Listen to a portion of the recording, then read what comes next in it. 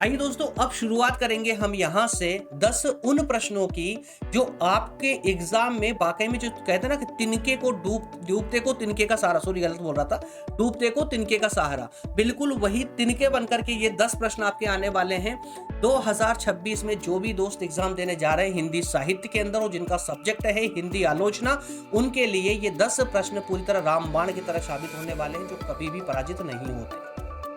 आइए उन 10 प्रश्नों को क्षणिक समय में वो देखने का प्रयास करते हैं। आइए हम उसको विश्लेषित नहीं करेंगे। मैं स्टार्टिंग में फिर से नए बच्चों को बता दूं जो अभी भी क्लास जिन्होंने ज्वाइन की है, जहां पर प्रश्न में अंडरलाइन है वो प्रश्न का कीवर्ड है। आपको प्रश्न की भाषा पर नहीं, उस कीवर्ड पर फोकस करना है। चाहे आप दुनिया की कोई सी भी किताब कहीं पर भी बैठकर पढ़ रहे हो, जब भी आपके सामने प्रश्न आए तो पूरे प्रश्न को पढ़ने की अपेक्षा आप उस प्रश्न की टर्म पर यानी कीवर्ड पर फोकस करेंगे जो आप लोगों से उस प्रश्न में पूछा जा रहा है। और अगर आपने ऐसा किया तो आपको दुनिया का कोई भी प्रश्न डरा नहीं पाएगा, दुनिया का कोई भी प्रश्न आपको कंफ्यूज नहीं कर पाएगा और आपको ये समझने में कंफ्यूजन नहीं होगी कि आपको उत्तर में क्या लिखना है एग्जैक्टली। ठीक है ना। तो पहला प्रश्न है, आलोचक काव्य का विश्लेषण करते हैं। क्या बोला गया है? आलोचक काव्य का विश्लेषण करते हैं, इस कथन की पुष्टि कीजिए। प्रश्न बहुत छोटा है लेकिन इसके अंदर बहुत गहराई छिपी हुई है। जो भी आलोचक होते हैं, आलोचना करने वाले विद्वान जो होते हैं, वो क्या करते हैं?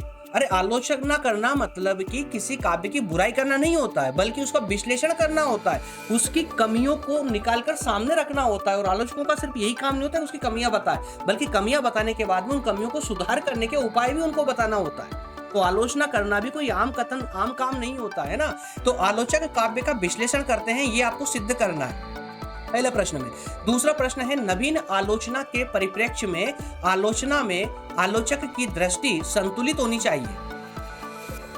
कैसी होनी चाहिए? संतुलित, यानी कि वो किसी भी रूढ़िवादिता से ग्रसित ना हो, उसके खुद के विचार आलोचना में सम्मिलित नहीं होना चाहिए, उसके विचार, उसकी दृष्टि संतुलित होना चाहिए।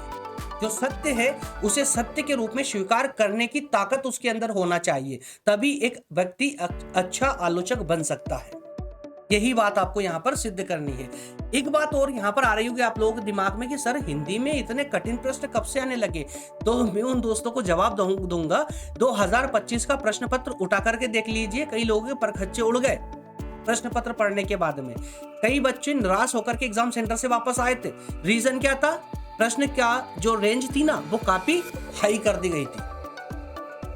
तो 2025 के बाद में जो अपडेट हुआ है, सिलेबस में भी अपडेट हुआ है आपके, वो प्रश्नों में भी अपडेट हुआ है। तो प्रश्नों को उस दृष्टि से पढ़ना, उस दृष्टि से देखना बहुत जरूरी है। उस हाई लेवल पर जाकर के आपको तैयारी करने की सख्त जरूरत है आप लोगों को। और वैसे भी आप तो 3rd ईयर वाले छात्र हैं, तो आपको तो बोलने की आवश्यकता ही नहीं पड़ना चाहिए।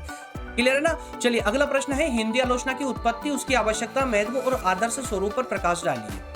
देखिए एक ही प्रश्न में 4 टर्म आप लोगों से पूछी गई है, लेकिन मैं आप लोगों को कहूंगा कि कभी भी लघु प्रकृति के प्रश्नों में एग्जामिनर आपसे इस प्रकार की 4 टर्मिनोलॉजी नहीं पूछता है, 4 कीवर्ड नहीं रखेगा, 1 या 2 रख देगा मैक्सिमम, इससे ज्यादा नहीं रखेगा। लेकिन आपको पढ़ना चारों है, पढ़ना चारों है, चारों की तैयारी करना है आपको। चलिए अगला प्रश्न है, हिंदी साहित्य में संवेदना के विकास में प्रमुख प्रवृत्तियों एवं दृष्टिकोणों का वर्णन कीजिए। सिंपल सा प्रश्न है, कोई उलझन वाला प्रश्न नहीं है। सिंपल वे में संवेदना के विकास की प्रवृत्तियां बतानी है और वो ही प्रवृत्तियों को ही हम दृष्टिकोण कहेंगे, है ना। उनका वर्णन करना है अलग अलग पॉइंटों में। तो मुश्किल से 50 या 100 शब्दों में आपको प्रश्न का उत्तर देना होता है। अगला प्रश्न लेते हैं, आलोचना का महत्व एवं उसका मनुष्य पर प्रभाव स्पष्ट कीजिए। मैं साइड में इसलिए हो रहा हूं ताकि आप लोग नोट डाउन कर सके बोर्ड पर, है ना। प्रश्नों को नोट डाउन करके रख लीजिएगा दोस्तों, या फिर आप स्क्रीनशॉट भी ले सकते हैं। जब मैं साइड में होता हूं तो स्क्रीनशॉट ले लीजिएगा। प्रश्न नंबर 5 है, आलोचना का महत्व और उसका मनुष्य पर क्या प्रभाव पड़ता है ये बताना है, और साथ ही एक अच्छे आलोचक के आवश्यक गुण बताना है। 3 टर्म आप लोगों से प्रश्न नंबर 5 में पूछी गई है। अगला प्रश्न है, आलोचना का संबंध एक साथ इतिहास और सामाजिक विमर्श दोनों से होता है। मतलब कि आलोचना जो है, आलोचना का संबंध इतिहास से भी होता है, वो समाजशास्त्र से भी होता है। इस कथन की व्याख्या आप लोगों को करना है। प्रश्न नंबर 7 देखिए, शास्त्रीय दृष्टिकोण से साहित्य की समीक्षा, यानी कि समीक्षा को हम आलोचना कहेंगे, है ना। आलोचना कीजिए, ठीक है ना। स्क्रीनशॉट ले लीजिए जल्दी से। चलिए अब अगले पेज की ओर बढ़ते हैं। बाकी के बचे 3 प्रश्नों को देख लेते हैं। स्वतंत्रवादी आलोचना, अभिलक्षण उदाहरण सहित समझाइए। तो स्वतंत्रतावादी आलोचना क्या होती है, इसके बाद में प्रश्न नंबर 9 है, पाश्चात्य काव्य शास्त्र स्वच्छंदावाद की विवेचना कीजिए। क्लियर है। प्रश्न नंबर 10 है, समाजशास्त्रीय आलोचना क्या है, उदाहरण सहित समझाइए। तो दोस्तों ये आपके 10 प्रश्न होते हैं कंप्लीट, लेकिन अगर आपको इसके ये लघु प्रकृति के 10 प्रश्न थे, दीर्घ प्रकृति के 10 प्रश्न मैं इससे पहले डिस्कस कर चुका हूं, और जो इसको पार्ट 2 वाले लेक्चर में देख रहे हैं, मैं उनसे कहूंगा कि अगर आप एग्जाम देने जा रहे हैं ना, तो इसका जो फुल पार्ट है उस फुल पार्ट को देख करके ही जाइएगा, ठीक है ना। फुल पार्ट को देख कर जाइए, जहां पर मैंने दीर्घ प्रकृति के प्रश्नों से शुरुआत की है। ओके फ्रेंड्स, मिलेंगे नेक्स्ट सेशन में। अगले सेशन में आप लोग मुझे कमेंट करके बताएंगे कि अगला कौन सा सेशन आपका मॉडल पेपर पर होना चाहिए। लेकिन अभी रुकिए 1 मिनट के लिए और।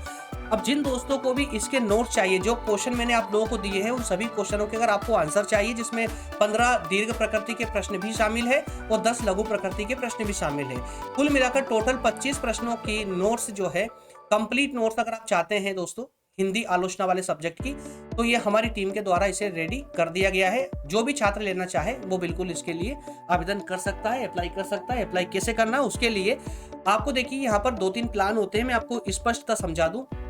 जो भी ये स्पेशल पीडीएफ नोट्स होती है, कस्टमाइज आंसर शीट जो होती है, इसके लिए आपको एक सब्सक्रिप्शन प्लान लेना होता है।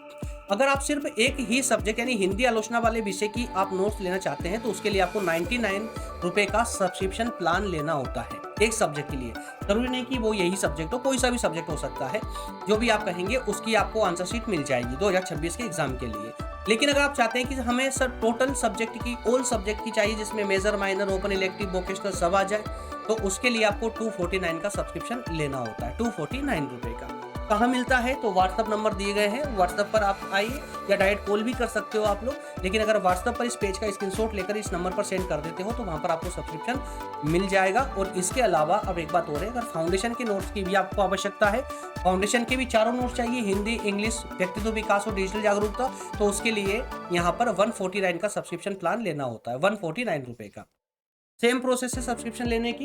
पेज का स्क्रीनशॉट लीजिए, नंबर पर सेंड कर दीजिए, आपको वहां पर हमारी टीम के द्वारा रिप्लाई कर दिया जाएगा और पूरी जानकारी दे दी जाएगी। ओके फ्रेंड्स, मिलेंगे नेक्स्ट सेशन में। अगर सेशन अच्छा लगा, आपके लिए हेल्पफुल लग रहा है आप लोगों को, तो सेशन को लाइक जरूर कर दें, और चैनल पर नए हैं तो सब्सक्राइब करके और बेल आइकन को भी प्रेस कर लें, ताकि सारी अपडेट आप तक पहुंचते रहे। क्योंकि अभी तो बहुत इंपॉर्टेंट है, अभी आपको अपडेट मिलना बहुत ज़रूरी है, नहीं तो प्रॉब्लम हो जाएगी आगे चल के ना। क्योंकि अब एग्जाम चूँकि आ चुके हैं, अब चूँकि आप लोगों ने पढ़ा भी है या नहीं भी पढ़ा है, देखिए दोनों तरीके में ये जो मॉडल पेपर है ना, ये हेल्पफुल रहने वाला आप लोगों के लिए।